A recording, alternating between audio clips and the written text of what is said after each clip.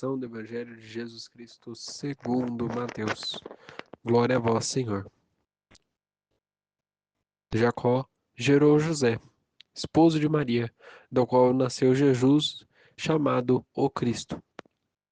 A origem de Jesus foi assim. Sua mãe estava prometida em casamento a José, e antes que vivessem juntos, ela ficou grávida pela ação do Espírito Santo. José, seu marido, era justo, e não querendo denunciá-la, resolveu abandonar Maria em segredo. Enquanto José pensava nisso, eis que o anjo do Senhor apareceu-lhe em sonho e lhe disse: José, filho de Davi, não tenhas medo de receber Maria como tua esposa, porque ela concebeu pela ação do Espírito Santo. Ela dará à luz a um filho, e tu lhe darás o nome de Jesus, pois ele vai salvar o povo dos seus pecados. Quando acordou, José fez conforme o anjo do Senhor lhe havia mandado. Palavra da salvação. Glória a vós, Senhor. Meus irmãos e minhas irmãs, que as palavras do Santo Evangelho perdoem os nossos pecados. Amém. Caríssimos irmãos e irmãs, celebramos no dia de hoje a vida de São José. Contudo, a memória de São José nos reflete uma memória de um santo exemplo de devoção. Pai adotivo de Jesus, que assumiu a missão de cuidar de Jesus e principalmente de cuidar da Sagrada Família de Nazaré, que tantas e tantas vezes foi ameaçada. O exemplo de São José é um exemplo que nos cabe formalidade para entender quantas vezes nós fracassamos mediante as ações que a gente tenta de proteger algo, de proteger a nossa família, de proteger os nossos amigos. A proteção deve ser um bem maior, seja para um cristão, seja para uma pessoa comum. E vejam que o Evangelho de hoje nos mostra exatamente esta proteção. José era um homem justo. Todavia, entretanto, estava com pena de entregar Maria, porque sabia o que iria acontecer. Naquela época, a lei dos judeus era muito clara. Toda esposa que fosse pega grávida, sem ter casado com o marido ainda, sem ter relações com o marido ainda, era apedrejada na rua, até a morte. José, sabendo disso, ficava com medo, estava-se com medo. O plano de José inicial era fugir. E aí nos dá o início do evangelho, porque eu acho que esse é o início da nossa reflexão. Todas as vezes que nós temos algum problema, a primeira ação que a gente tem no nosso subconsciente é tentar fugir dele. O problema aparece. Eu até quero solucionar ele, mas na minha concepção é mais fácil eu fugir dele. E por que é mais fácil fugir dele? Porque vivemos em uma sociedade onde o medo sempre prevalece. Onde falta coragem, prevalece o medo. Em um tempo onde nós precisamos cada vez mais de coragem, onde falta coragem, prevalece o medo. O medo tomava conta do coração de José, fazia com que ele ficasse pensativo sobre como ele iria fazer para não entregar Maria, para que Maria não sofresse e para que José também não fosse injusto pelo resto da vida. Só que o que José foi entendendo depois é que a justiça praticada pela lei dos homens era uma justiça que não era praticada pela lei de Deus. Deus dá ao outro o que ele precisa e não o que ele merece. E foi exatamente isso que José entendeu ao ouvir do anjo: não entregue Maria à justiça.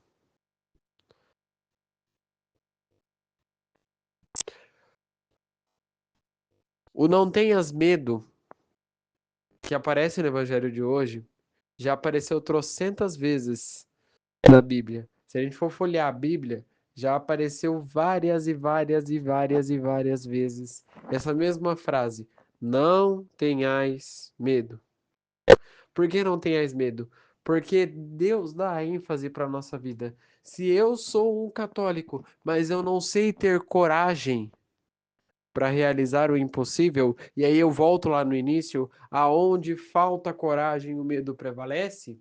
Se eu sou um cristão que deixa o medo prevalecer, cada vez mais nós vamos ver exemplos de cristãos que ficam parados, que não tomam a iniciativa, que não fazem a mudança concreta. É necessário sempre ter um para fazer a mudança. É necessário sempre ter um para puxar o comboio. E nós somos este um. Nós cristãos devemos ser aquela pessoa que puxa o outro e leva o outro até a igreja. Nós cristãos devemos ser aquelas pessoas que puxam o Pai Nosso e vamos rezando o Pai Nosso juntos.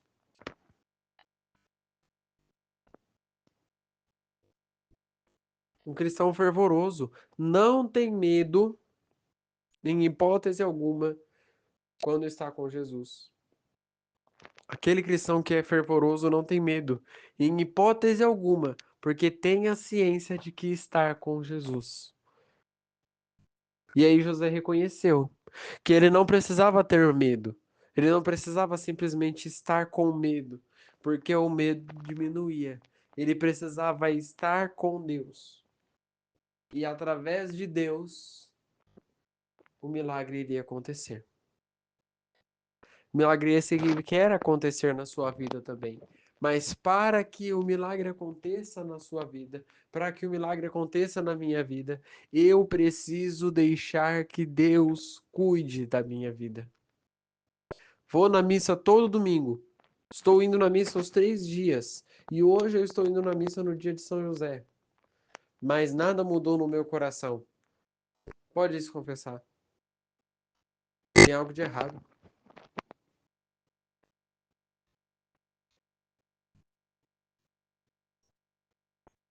Fiz várias pastorais. Ajudei tanto na igreja. Mas nada mudou no meu coração.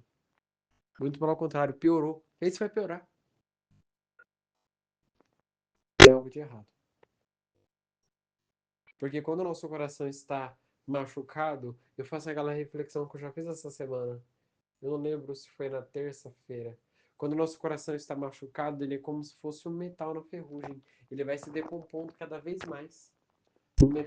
Quando você coloca o metal na água, se o metal não tem nenhuma proteção, deixa ele ali por uma semana que você vai ver o que vai acontecer. Vai chegar no final da semana, vai estar só o pó. Assim é o nosso coração.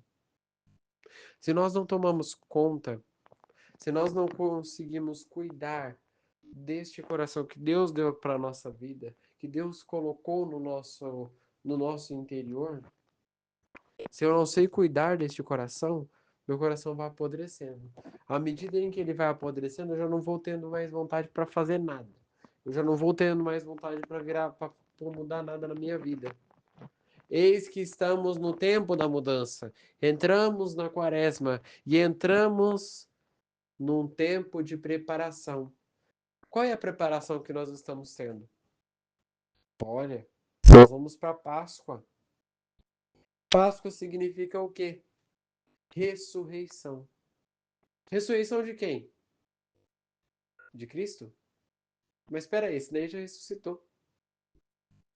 Se Cristo já ressuscitou, por que é que nós comemoramos a Páscoa todos os anos, ano após ano? Porque quem deve ressuscitar não é Cristo. Cristo já ressuscitou. Quem deve ressuscitar somos nós. E é por isso que a gente faz a Via Sacra. É por isso que a gente vai na Sexta-feira Santa, na missa. É por isso que a gente fica na Sexta-feira Santa de jejum. É por isso que a gente passa 40 dias e 40 noites jejuando e arrancando aquela coisa que a gente mais ama da nossa vida.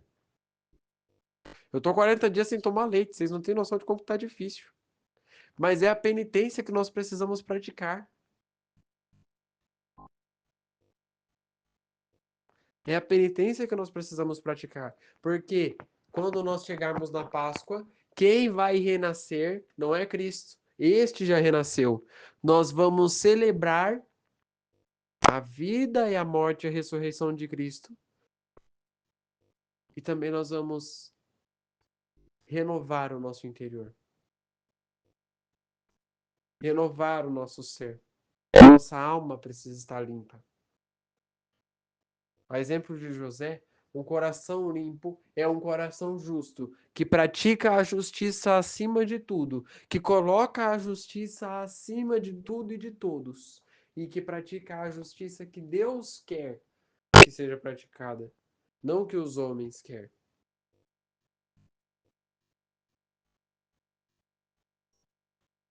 No final do evangelho, diz que José acordou e fez tudo o que o anjo lhe havia confiado.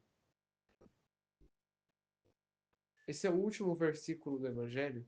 Finaliza dizendo o seguinte: se eu escuto tudo isso aqui, que eu escutei hoje, e não faço nada a respeito, e não transformo nada no meu coração, eu não consigo chegar lá em cima.